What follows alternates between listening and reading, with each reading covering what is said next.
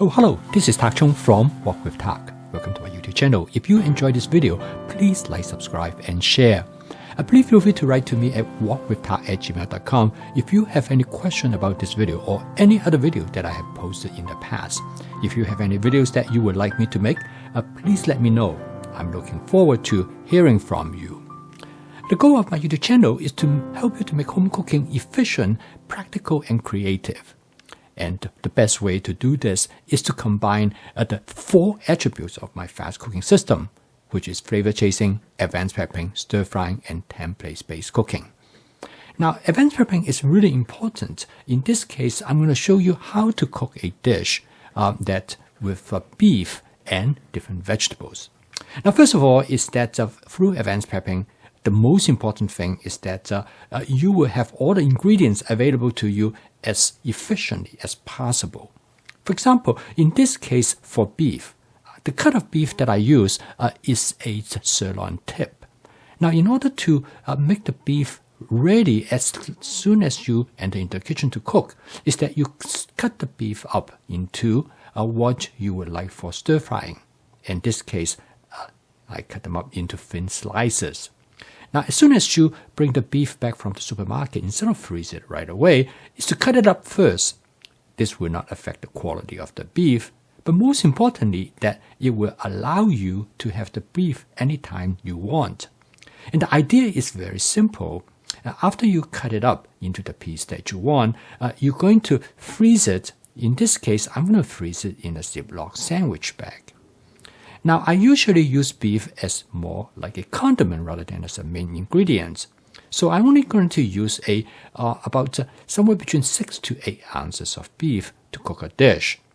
Now, the key is to package your beef in this Ziploc bag in a very thin layer. And the reason is very simple, because when you freeze it like this, when you're ready to thaw it out, because of the large surface area, you can put it in a bowl of water, like a lukewarm water, and you can thaw it out in about 10 minutes or less. Now, one thing is that labeling what you package is very important. And I discovered the best way to label them is actually on the top flap of the Ziploc sandwich bag. In fact, that is the part most likely able to take the ink the best. So after I label them, I will freeze them in a horizontal position. I lay them down. And once they're frozen and they become firm, then I will stand them up. Like I will put them in a container like this in the freezer. So in this case, they're almost like files in a file cabinet. So you can leaf through it and find what you want very quickly. And the most important thing is that by labeling on the top of the flap, you can find it much easier. So as you can see here in my freezer, I have several of this container, which just about the right size for me to put each of the package in it. So this way, you can see that next to the beef, I have chicken as well. And this will allow you to have many different kinds of meat to choose from when you're ready to cook. So this not only provides the convenience, but also provide many options, and this will make your cooking more interesting. Now for this beef, I'm going to coat it with a thin layer of cornstarch.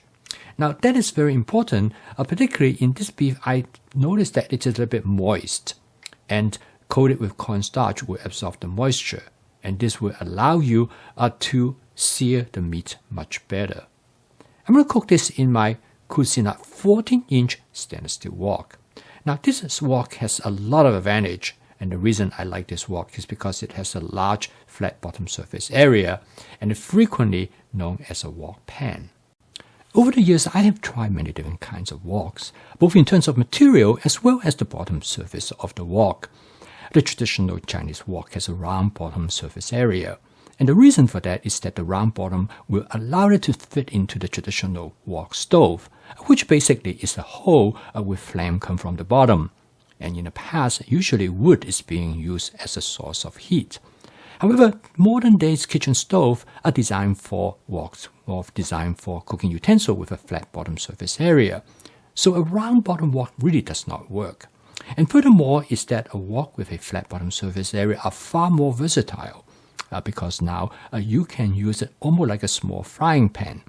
Now some of the woks like this one has a relatively large flat bottom surface area, which is somewhere between about 7 to 8 inches across. And this is about the size of a small frying pan, so you can use it for the purpose of searing, and that works extremely well. And as I will demonstrate to you, for searing the beef, a wok like this with a large flat bottom surface area is far more efficient as well as effective. Now, of course, some people prefer a wok with a round bottom, and in this case, you will cook it slightly differently. But with a wok like this, I want to demonstrate to you why I think it is a better arrangement. Now, first of all, I'm going to saute some fermented black soybean. The fermented black soybean used as a condiment, and I really enjoy the flavor, particularly for beef. There's a dish known as a pepper beef, which the fermented black soybean is an important component in cooking that dish. Now, in this case, it is a combination of different type of flavor in cooking this beef and the fermented black soybean because of my wife's preference for it. I'm going to use it in most of my dishes. So I'm going to layer the beef. Now here is where the flat bottom surface area is really useful, because I'm going to spread the beef in a flat area so that by spreading out, the beef will have maximum contact with the bottom surface of the wok, and this will allow me to sear the beef. Now, when you cook beef, the important thing is that you want to sear it, but you do not want to cook it more than that. So you want the beef still slightly red while you add other food ingredients. So the first thing I'm going to add is to add some garlic. Now, you notice that I use quite a bit of garlic because this makes the beef has a strong garlic flavor. Adding the garlic at this stage has really two significant purposes. One is that the garlic will lower the temperature of the wok, and therefore the beef will not overcook. And secondly, by adding the garlic at this point, it will blend with the beef, and the flavor will be more strong. Now, as you can see, the beef is about probably half cooked. You can see still the red in the beef. I immediately add the asparagus as well as some mushroom. Now, this is important because it controls the temperature of the beef. Furthermore, I also add the carrot at the same time. The temperature is really important in cooking the beef at this point. If you're able to control the temperature and allow the beef to cook slowly, the texture will be far more tender. If you cook them too fast, then they tend to be tough. So at this point is that I am controlling how fast I want to cook the beef. But you notice that the outside of the beef has been seared, as you can see the slight char texture, and the reason is because of the cornstarch has been added to the beef, and the cornstarch start to be char, and this will give the beef a nice flavor. At this point, I turn off the heat. Now I use an electric stove, so actually there will be some residual heat. To season the dish, I'm going to start out first with some oyster sauce. This is followed by just a small amount of hoisin sauce. This is a good example of flavor chasing. I adjust the flavor of the dish based on the ingredients that I have and to the liking that I want, and also how I feel inspired at that particular time. And for this evening, I also like a little bit spiciness. So I add 1 tablespoon of fried chili in oil sauce. This is a slightly spicy sauce, but it adds great flavor to the dish without making the dish too spicy. And I find out for convenience purpose, the two sauces that I use most often is the oyster sauce and the hoisin sauce. By varying the ratio, I can create different type of flavor characteristics. And then I will add additional sauces to complement whatever that I have at the time. Now at this point, I'm going to use a small amount of water that's directly to the part of the wok that things that has burned to it. And then I use the wok spatula to scrape whatever that might attach to it. And this is a good way to actually clean the wok as well as return the flavor back to the dish.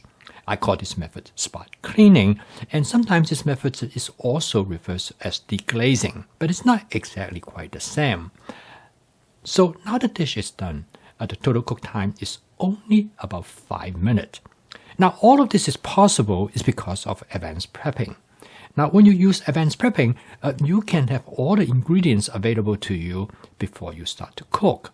And now, since you don't have to do all the prepping, you can put a meal on the table in a very short amount of time.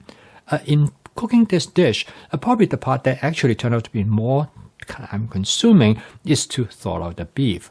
But you can always, as soon as you walk into the kitchen, the first thing you do is that you take some beef out of the freezer and put it in a bowl of lukewarm water. And during the time when it is being thawed, you can collect other food ingredients, which all the vegetables I already have in my advanced prepping. Last but not the least, I'm going to garnish this dish with some scallions, which not only add flavor to the dish, but also make the dish look more interesting. So, very simple, straightforward, and fast, and also delicious. This is a perfect way for you to have rather than eating fast and ultra-processed food. I post a video each day. The goal is to help you to make home cooking as part of your daily routine because using my fast cooking system, it is a way for you to make home cooking practical, efficient, creative, and fun so that it can be a viable alternative to fast and ultra-processed food. Not only you're going to enjoy the health benefit, you're also going to love the flavor of the dish. So keep on cooking, and I will see you tomorrow.